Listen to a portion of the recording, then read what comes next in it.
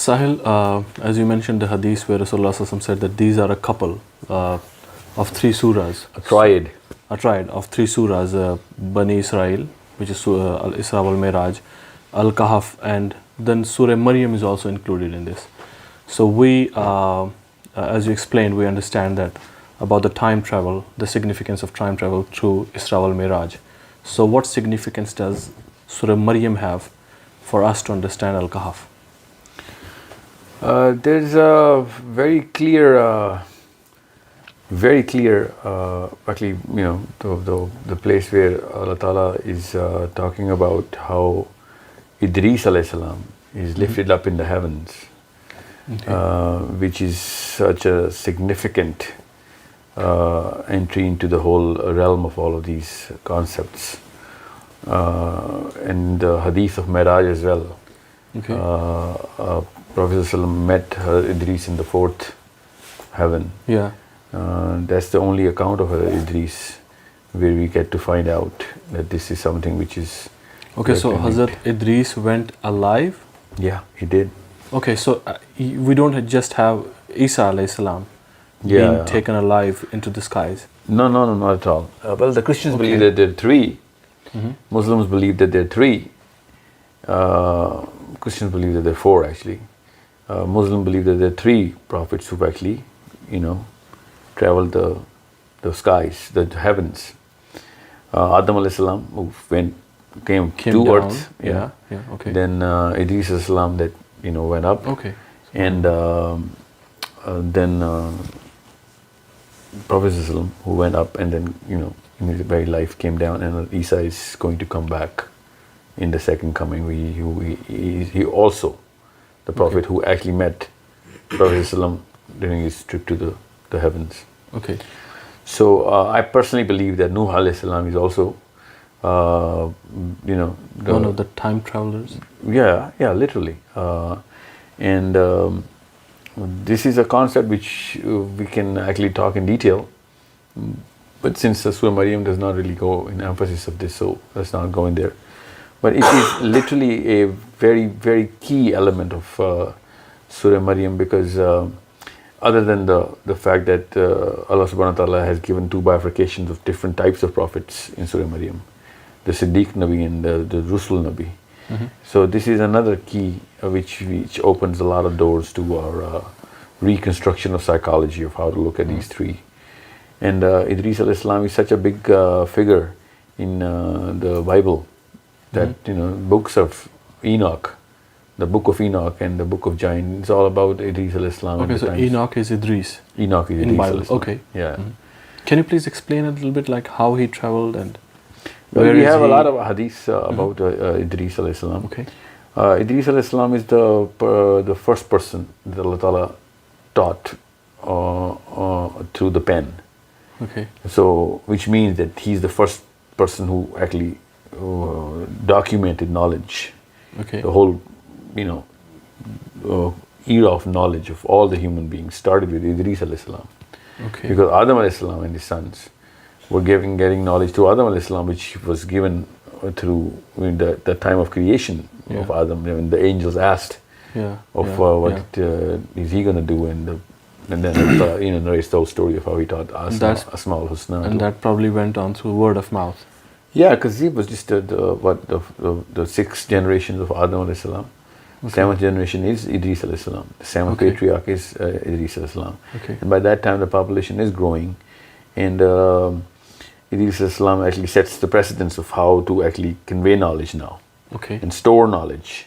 Okay. And he's the one who creates the first library, because he's writing so much, and then he gets to find out, because an angel is actually narrating all of that knowledge and teaching him, and he's writing everything down. This is how Idris alayhi salam's life is.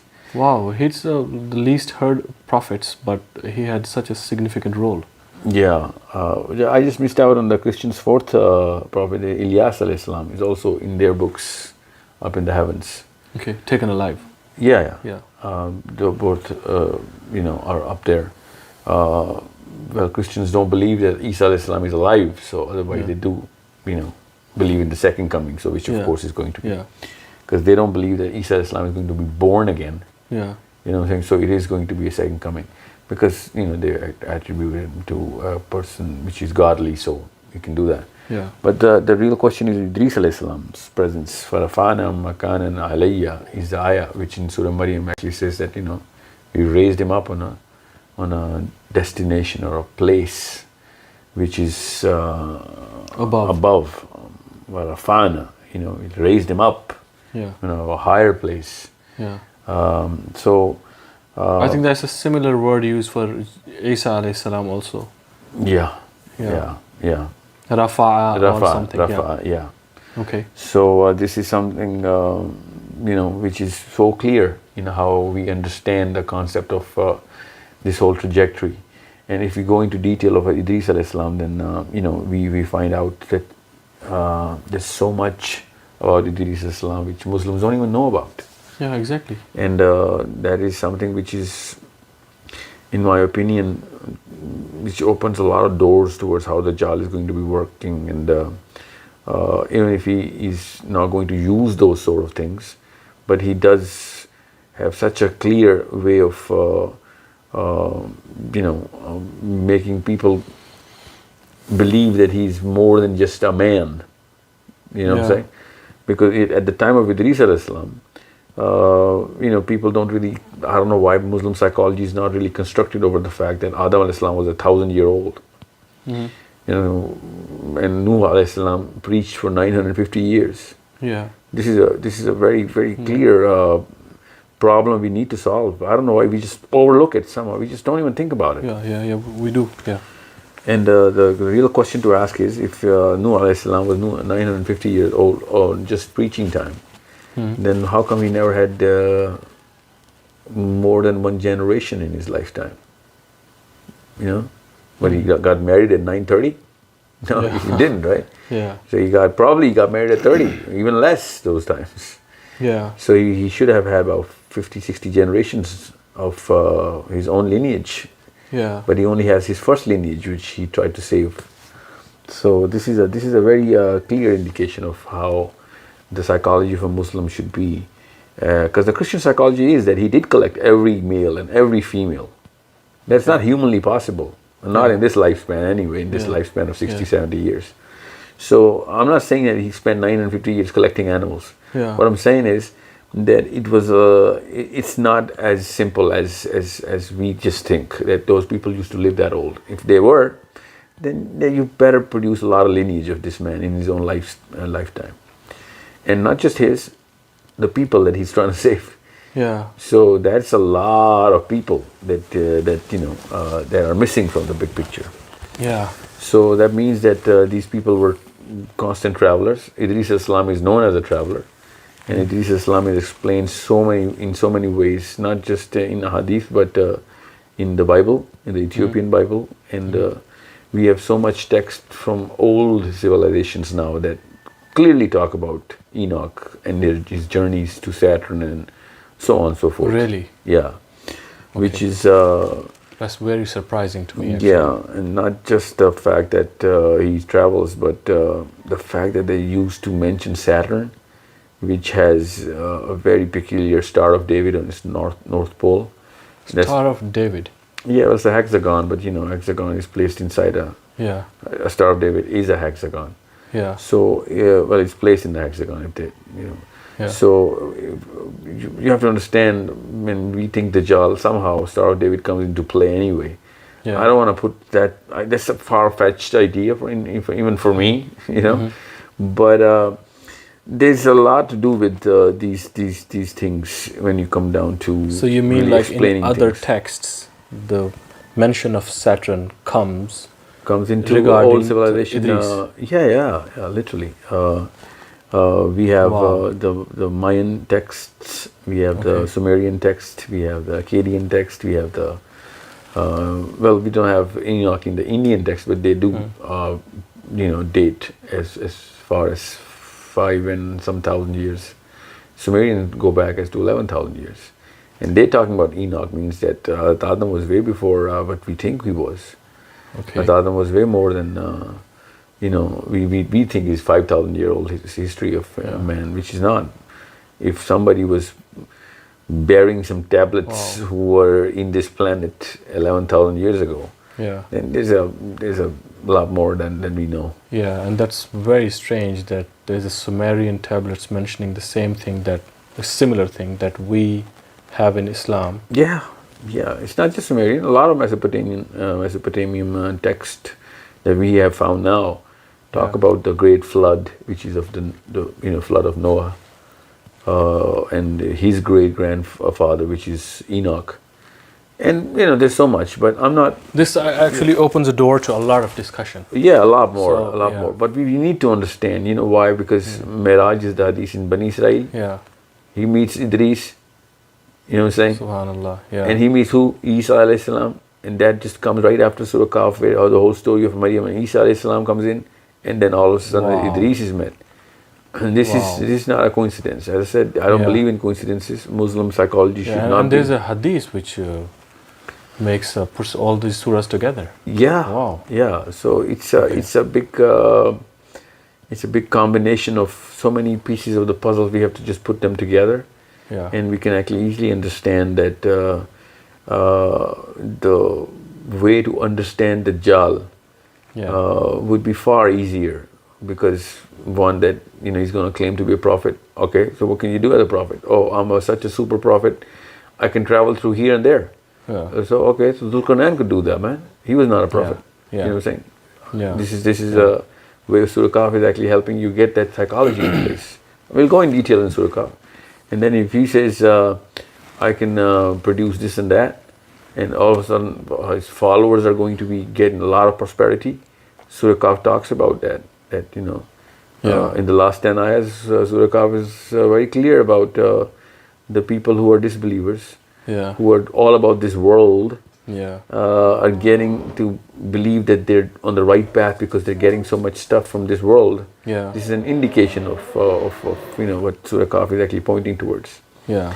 So there's so much in these three surahs that we better understand. And then the concept of Siddiq Nabi and Nabi Rusul, which is two different categories of the prophets that come in. And ironically, the Siddiq Nabis are the those prophets which Allah Ta'ala has shown His big signs to. Okay. You know what I'm saying? So big signs in this case of Miraj, Allah Ta'ala says, I've traveled, make him through a journey to make him see those big signs. Not all the signs, major signs. Yeah. The creations, which are the big hell and heaven, and the Sidratul Muntaha and the seven heavens and different places in Miraj. And when I say Surah Bani Israel, I take into account directly the hadith of Miraj as well. Because that is not in the surah of Bani Israel. There's a different hadith we have to see. When Allah Ta'ala is talking about the Miraj, hadith explains what happens in the Miraj. Yeah. So they both come into the same play. Then, those prophets which were mentioned in Surah Maryam, ironically, Siddiq turns out to be the very word of, the believer of these signs. And Surah Kahf's last ayah is about them not believing in my signs and my Rusul. This is I think the fourth last ayah of Surah Kahf, of how these disbelievers did not believe in my signs. When Allah Ta'ala says signs and Rusul. So that means all of those magnificent events which are not explained through science, and those are only explained through science, because Mi'raj is a sign of Allah Subhanahu wa Ta'ala, of how He took His Prophet to the whole journey in just a matter of a few instances. So these are the completion of the big story of these three surahs. This triad is speaking to us so loud. It is showing us so many things. And when we hear the hadith of the first 10 ayah or the hadith of the last 10 ayah, we better understand that we cannot understand the first 10 ayahs or last 10 ayahs unless we know what Surah Kahf is all about. Yeah, actually this was a question in my mind, that we've been only in the Sahih Hadith, we find out that it's the first 10 ayahs or the last 10 ayahs that a believer has to use Well, as a shield the most against authentic Dajjal? hadith is the first 10 ayahs. First and And the first 10 ayahs, the 9th and 10th ayah is about this Al-Kahf. Yeah. Whereas everything about, like you talked about Zulkarnain and the time travel, is mentioned after the 10 ayahs. No, time travel is in the first 10 ayahs. Okay. Al-Kahf is the 9th and 10th ayah. Time travel is of Starts. Al-Kahf. That's where it starts from. Yeah, Okay. yeah.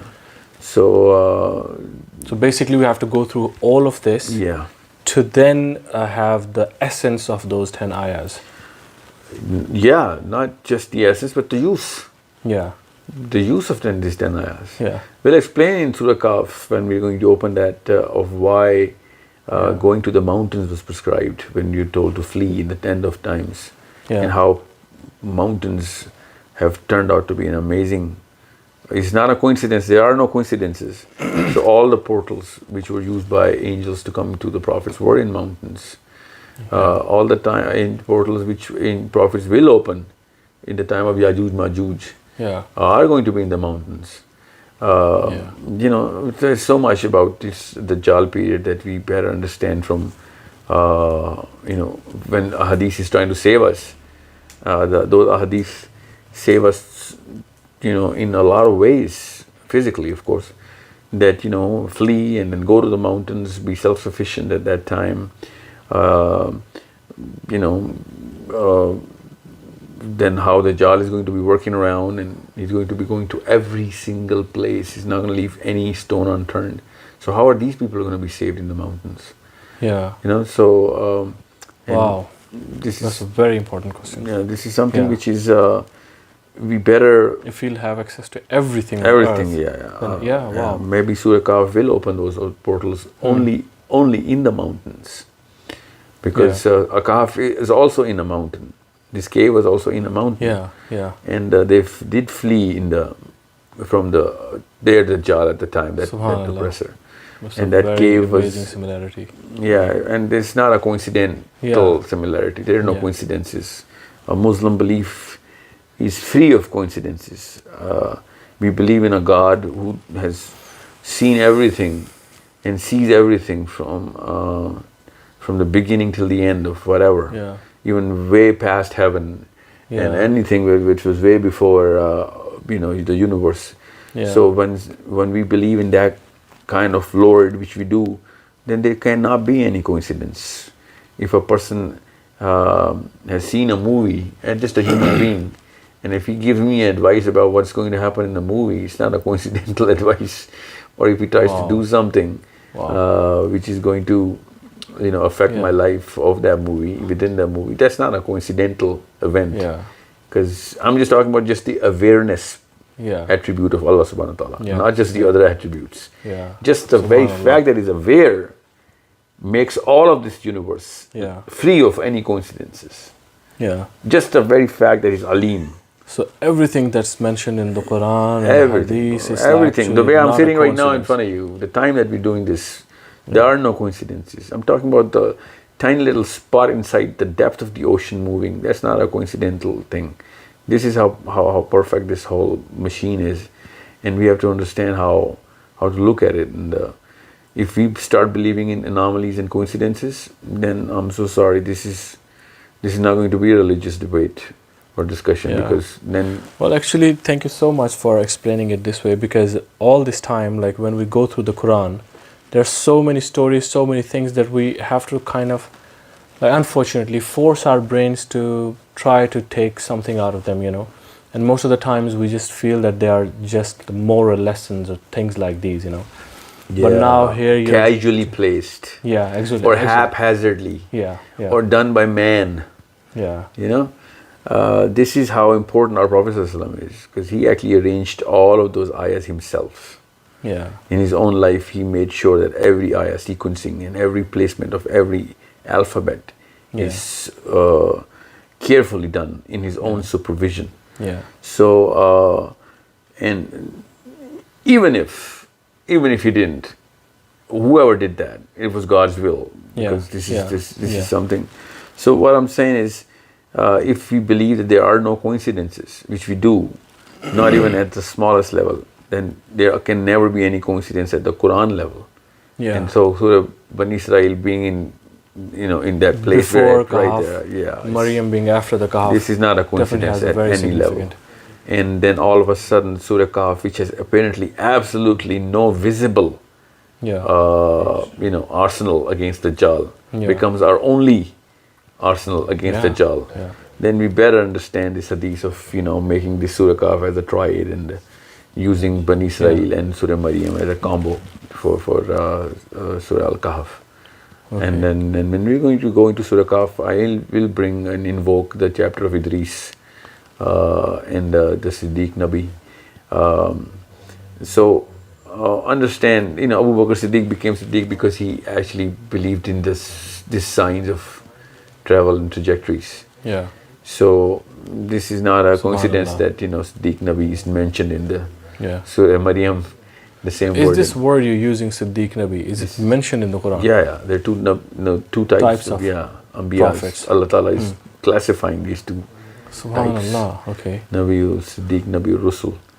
So there are different scholars who talk about different things, but if you look at all of these surahs in combination, you'll find out that first time anybody got to be using this word Siddiq was in the Bani Israel surah. And then all of a sudden it just comes up, popping up in the Surah Maryam. Yeah. And Probably then- this has been one of the most significant meanings of the Siddiq Nabi, which Well, yeah, has as far been as ignored or maybe. as far as we are concerned, Siddiq is, the ultimate bearer of the truth. Okay. Then how can you be an ultimate bearer of the truth if you haven't seen behind the camera? All of those names that Allah Subhanahu wa Taala did mention were looking at things behind the camera. Yeah. And, when Musa went with Khizr and saw whatever was going on. Yeah. Musa did a lot more than that actually. Yeah. Ibrahim did that, Idris did that, Isa did that, Nabi al-Islam himself did that, so on. And you'll find out that when Allah Ta'ala mentions Surah Nabi Rusul, you'll find out that those were amazingly, and not coincidentally, but amazingly those prophets which do not have any recollection of these sort of events. Yeah. So those are totally different types of prophets. I'm not ranking them, of course. There's no point. There's no psychological way of us ranking them in a different way. But we can see the use of this word in a very clear way. That this is something which we have to be. In other words, if I have to give one liner of why Surah Maryam is so important, Siddiq are those people who will be saved from Dajjal, because they will be believing in a totally different way of looking at all this stuff, and it will be meaningless of what Dajjal is doing. Subhanallah. And the prophecies of those people who are the people of heaven in the times of Dajjal are the people who are literally doing what Abu Bakr Siddiq was doing to the Arabs, said, I believe that this is the real truth. Subhanallah. Those people, for example, that man who will be chopped by the Exactly, chainsaw. I was about to mention that. Yeah. He is the Siddiq. Yeah. He's claiming over and over that I am Iman. I testify that you are a liar and my prophet was was true about. Even after he receives life, he knows that this is the only attribute that's only like Allah holds this attribute. He should become a believer in Dajjal, but instead he rejects and denies that very attribute and says, now I have stronger faith that you are Dajjal. Because he says something which Abu Bakr Siddiq said. Yeah. He said, because my Prophet ﷺ already told us that this is going to happen, and I did not know it was going to be me. Subhanallah. So he literally verbatim uses the same psychology, the sequence and the stress of words which Abu Bakr Siddiq said. That I believe in my Prophet has said. So this is something which is not a coincidence at any level.